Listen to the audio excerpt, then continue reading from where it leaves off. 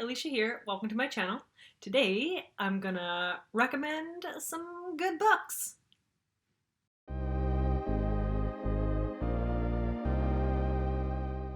Yo, how's it going?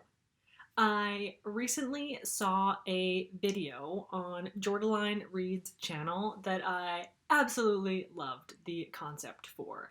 If you aren't already following Jordaline Reed's, I will link her channel and this video below. She is such a funny booktuber who just has like the best taste in books, so do yourself a favor and check her out.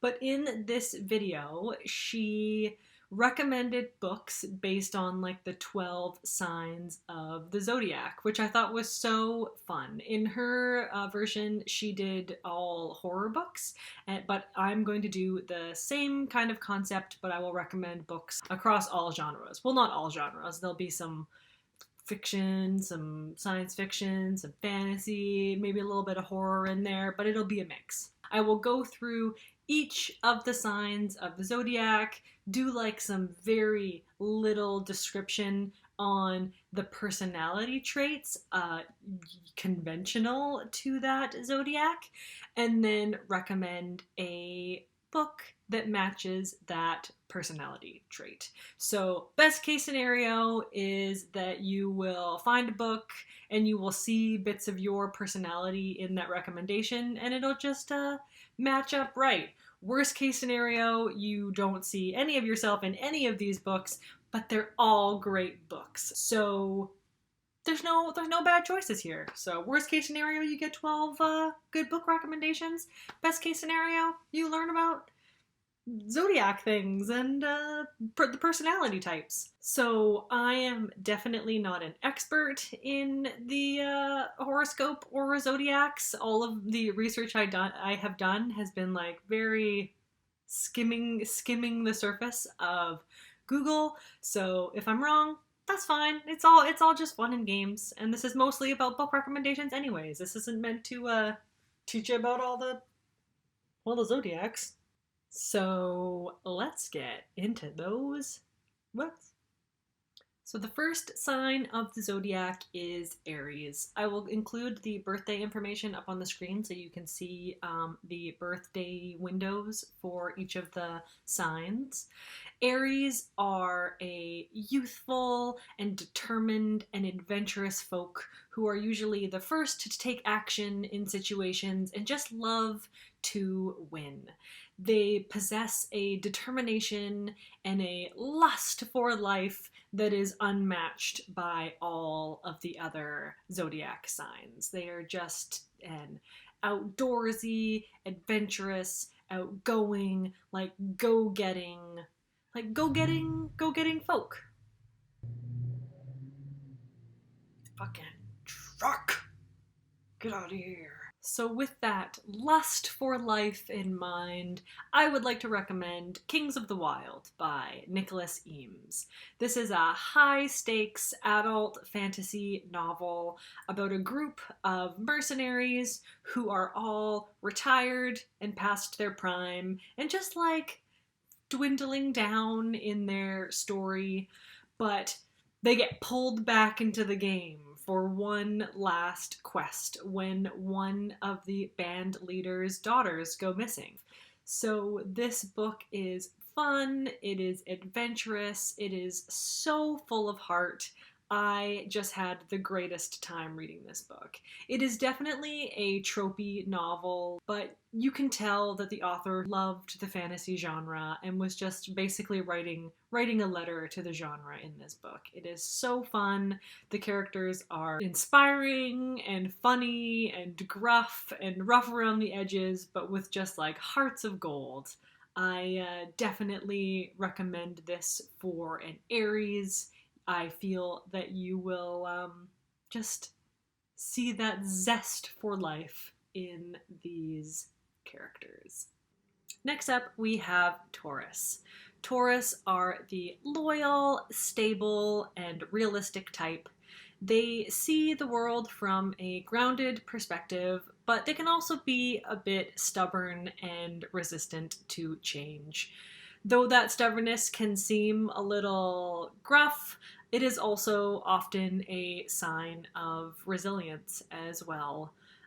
For the Taurus, I would like to recommend a book that might gently push them out of their comfort zone or show them a character who might need to be pushed out of their comfort zone. So for the Taurus, I would like to recommend Sweet Bean Paste by Durian Sukegawa. This is a charming Japanese contemporary story about a man who is working in a confectionery shop making sweet bean paste. He isn't particularly passionate about the work that he's doing or even the life that he's leading. He feels like he's just in a bit of a rut. And even though he feels this way personally, he is still living a life where he is indebted to and loyal to the people around him, though his personal fulfillment, he isn't getting any personal fulfillment out of his life. But that is until he meets an older woman. She is a survivor of leprosy, and she just has a lust and an outlook on life that really just lights a fire within him and makes him kind of compelled to explore his own passions and find his own direction in life.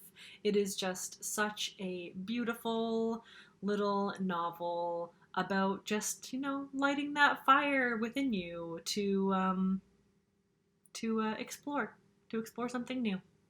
So next up, we've got Gemini, the twins.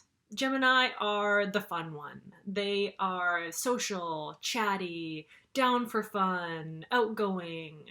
They have this charm about them that makes you want to be around them, but also they can sometimes come across as a little untrustworthy or even two-faced. So in the world of fiction, maybe an unreliable narrator.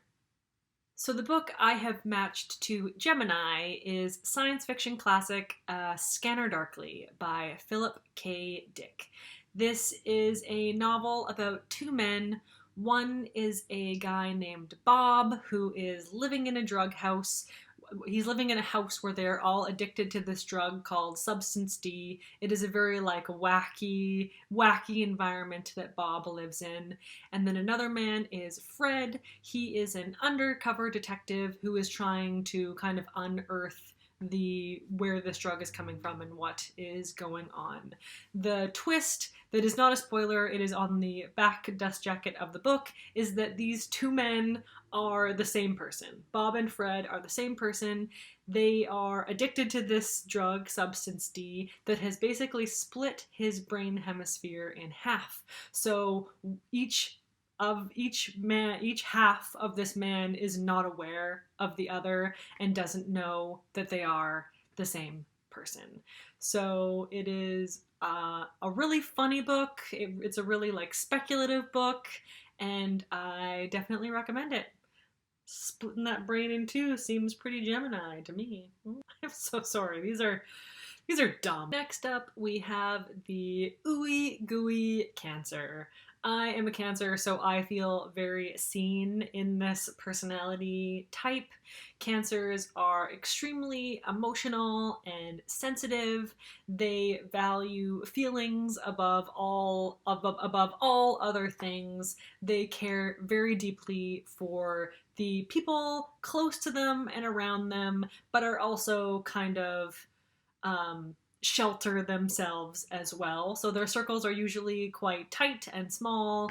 They are, afraid of being hurt, but care so much with the capacity that they do have. So for that Cancer, I would like to recommend My Best Friend's Exorcism by Grady Hendrix. This is a comedy horror about two best friends in high school in the 80s. They are just living their fab BFF summery lovely life until one of these friends becomes possessed by a demon, and the other friend has to use basically the power of love to save her friend's life and soul from eternal damnation. This book is at once so campy and over the top and like jam-packed with like 80s horror tropes, but it's also just like so tender and so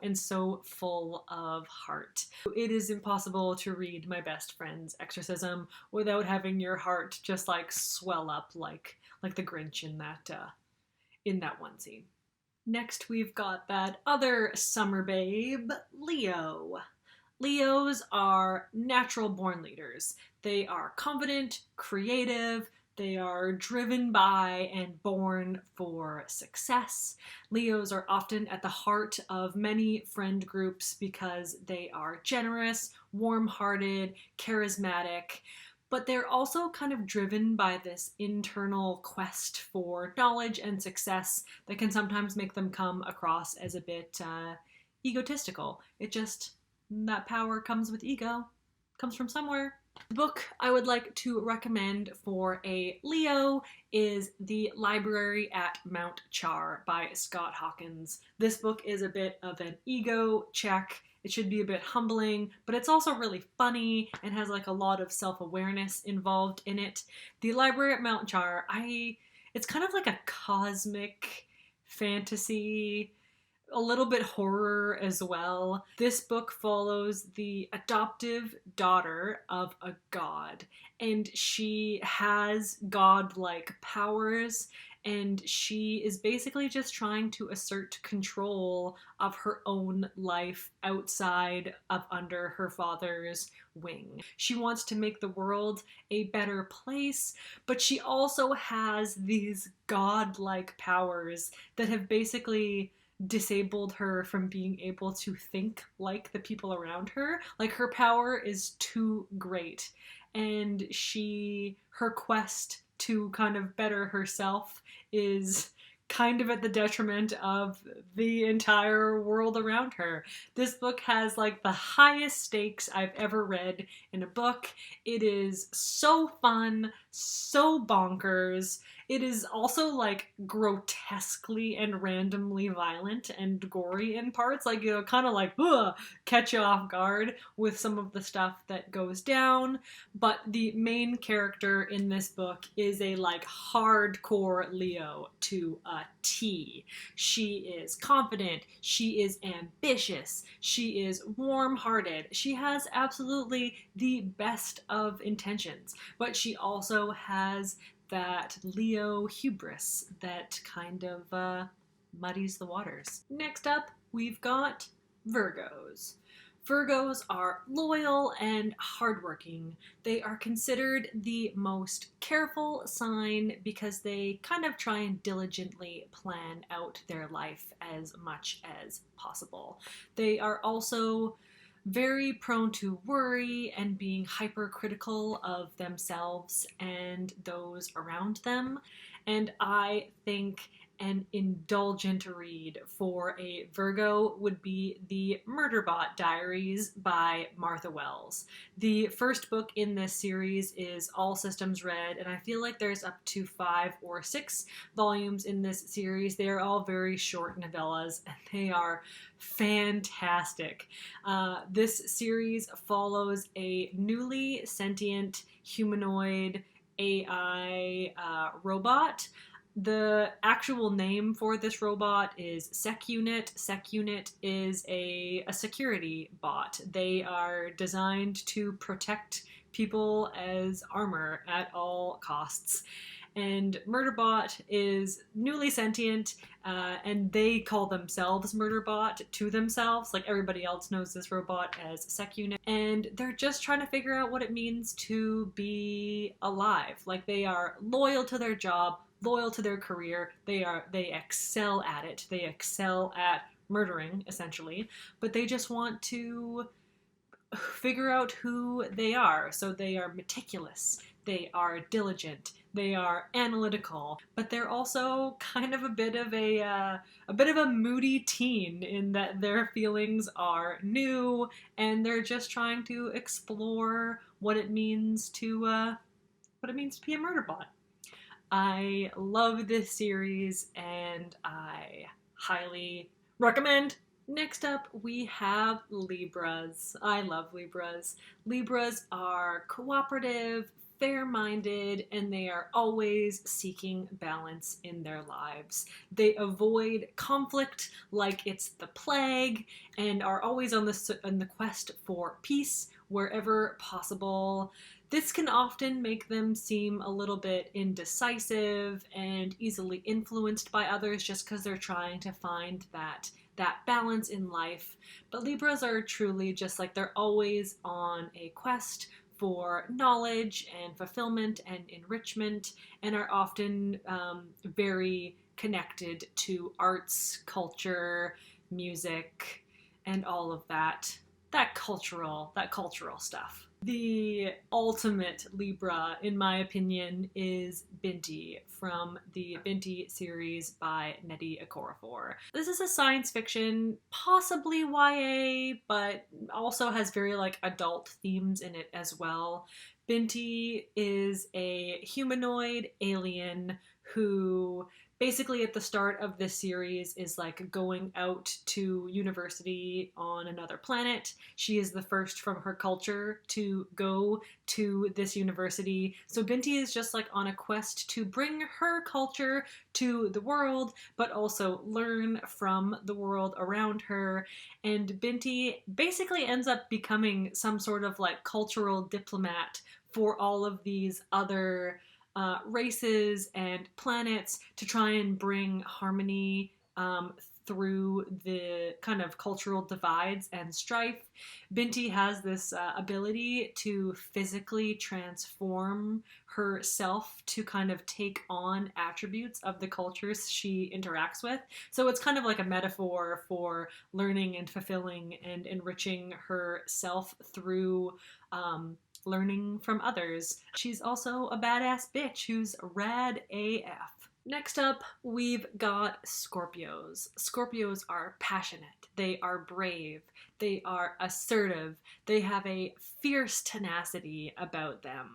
They value honesty, and they also often have a bit of a calm and mysterious aura about them, like you aren't quite sure what's going on under the skin. And because of that, they have a bit of like an unpredictable edge to them. Like you don't know when you're gonna get that pierce from the scorpion tail. The book I have matched to the Scorpio personality trait is The Fifth Season by N.K. Jemisin. This is the first book in the Broken Earth trilogy, which is just a masterpiece of a fantasy, science fiction, speculative fiction series, in my opinion.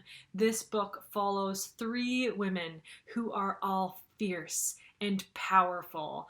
And in this series, we are in kind of a post-apocalyptic world called the Stillness, where something huge has happened to like change the physical structure of this world. So it's a bit of a struggle to live and exist in this world. And there are people within it who have this power to control the physical world around them. Like they're able to control the movement of the earth and like cause earthquakes and change the way that the physical world works. And this is very much a skill and a gift that is people try to control it. So it's like when you have that like absolute power, that is when you are like subjugated the most, kind of thing. And it follows these three women who are just so driven by their individual quests. They are powerful, they are fierce, they come across as calm, but are also very like assertive and unpredictable. And not only can they control the people around them with their personalities, but also with this like rich and intense power that they have. This book is a gift to the world. Next up, we have Sagittarius. Sagittarius are kind of the life of the party type. They are extroverted, they are outgoing, they are dynamic, they've got a great sense of humor. They can also sometimes be a bit impatient, which can kind of have them come across as disrespectful to others, but they're usually just kind of that rambunctious life of the party type.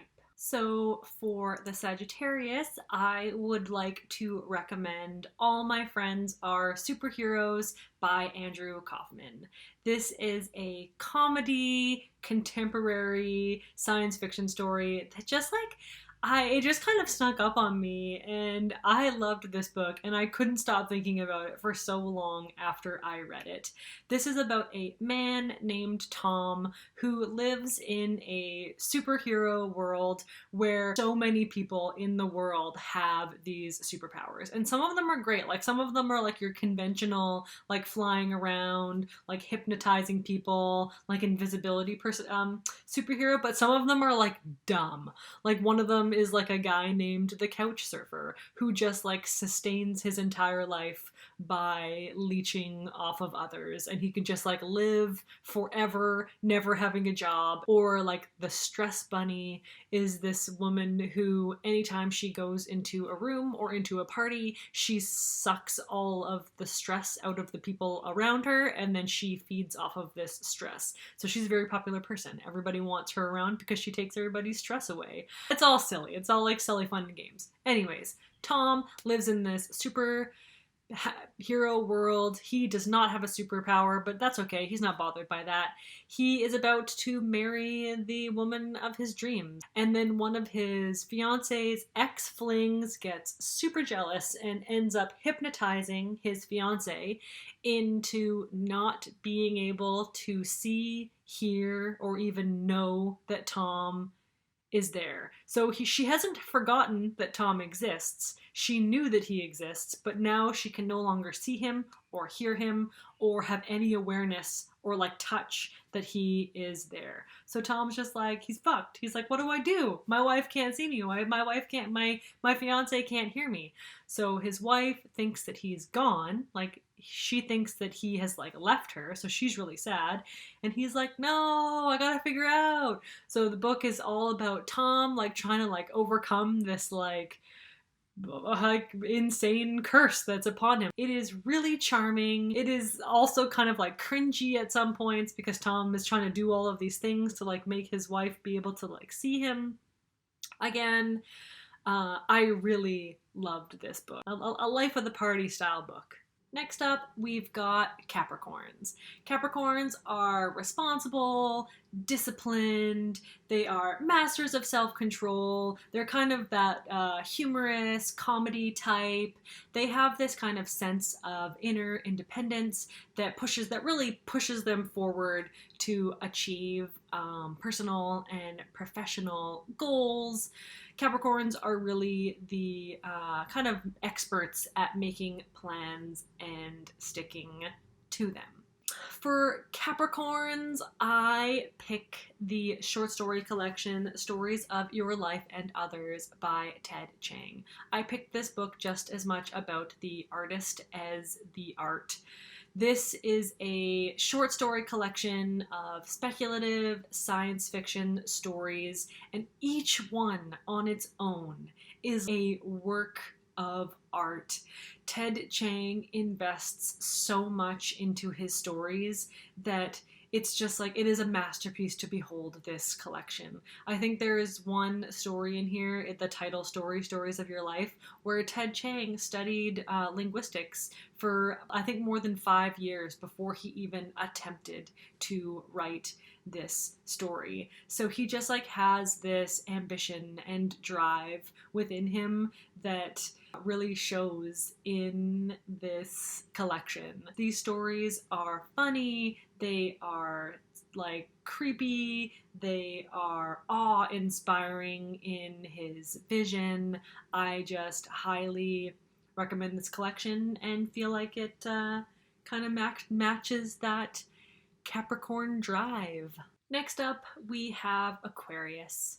Aquarius are deep thinkers and innovators, and they love helping people.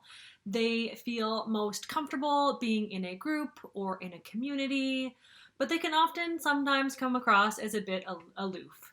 And this is because an Aquarius well runs deep, and they want to be able to establish trust with the people around them so that they can express their emotions in a real and healthy way. The ultimate Aquarius, in my opinion, is the character of Isaac from Perdido Street Station by China Miéville. Perdido Street Station is a weird steampunk, fantasy, science fiction, horror world. There is some incredible world building in here, and at the heart of this world and this story is a character named Isaac, and Isaac is a community-minded mad scientist. He's kind of like a pillar in his community, and he's always driven by these like inventions that are both bettering and empowering the people around him, but also is like a personal drive within him and his own personal fulfillment. And in Perdido Street Station, the kind of heart plot of this story is Isaac using his like science abilities and his like skill to help a person that he meets who kind of has had this life-changing thing happen to them, and Isaac is trying to use like new and innovative ways to help this person get back on the right track. And this novel really explores the like inner workings of that character in such a successful way, around how they are trying to use their skill to help someone else, but it is also about him trying to help himself. And I love this book, and I love this character. Isaac is just such a fleshed out character. He thinks like how people do. His thoughts and his opinions are gritty and they are grim, and he just thinks the way a person does, like down to all of those like negative bits and the people and the parts that we would try and like shy away from in ourselves in admitting the thoughts that we have. He just I just love that character. I love this book. This book will fuck you up. And finally, last but not least, we've got Pisces. Pisces are the true romantics. They are friendly, they love giving back to their communities, they are usually found in groups of people, they are loyal, they are caring, they are faithful, they are kind of this community-minded people who love giving back, sometimes to a fault. Like sometimes they are giving away too much for and to the people around them. For the Pisces, I recommend Parable of the Sower by Octavia E. Butler. This is a dystopian science fiction story that is almost too real, like right at the moment. This is following a woman named Lauren right at the beginnings of like some sort of societal collapse in the United States. Lauren has an ability called hyper empathy that allows her to physically and emotionally feel the pain and other sensations of people around her. So I feel like that's kind of like a physical like manifestation of those kind of Pisces traits. And in this novel, she is kind of leading a band across the US, kind of like a traveling adventure story to find a new community and a new start in a dangerous environment. So there's a lot of risk, there is a lot of pain, there is a lot of real scary dark shit happening in this book, but at the heart it is this like community minded, like faith steered character that just like has a hope for her family and the community around her, and really like gives more of herself than any person would to see this dream realized. This is a powerful, painful, and important book, and I highly recommend it if you haven't checked it out already. So there you have it. These are the 12 books that I have picked to match the 12 zodiac personalities that I have kind of put together for this. If you've read any of these and you think that they match the personality types, let me know. If you've read these and think that they are like super off base to the personality traits, let me know that too. I am super curious to hear if you've got any books that you've read that might fit perfectly into any of these signs. I thought there's a lot of flexibility in this, and it was really fun to do. And if you've watched this video and you're like, I don't think that I relate to that book you recommended for my zodiac, read one of the other ones. These are just 12 books that I loved, so I don't think that you can go wrong with picking any of the directions. I just want to thank Jordaline Reads again for putting her video together. I had a lot of fun watching that one, and I had a lot of fun putting my take on those prompts and adding other books into those categories. I just think that there's a lot that you can do with this kind of organizing book to personality traits. So yeah, until next time, we'll see you, pals.